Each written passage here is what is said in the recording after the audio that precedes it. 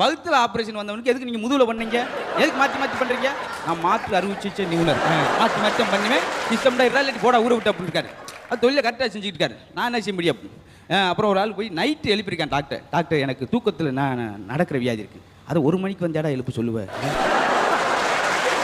சரி உங்கள் அண்ணனுக்கு நான் சொன்னேனே தூக்கத்தில் நடக்குது ஏதாவது மருந்து கொடுத்தேனே, இப்போ எது இம்ப்ரூவ்மெண்ட் இருக்கா? இருக்குங்க. முன்னாடி 5 கிலோமீட்டர் போனார், இப்போ ஒரு 15 கிலோமீட்டர் போயிட்டு நல்ல வேகம் தான். இம்ப்ரூவ்மெண்ட் கொஞ்சம் கிடச்சிட்டு எங்களுக்கு நல்ல வசதியாக இருக்கு.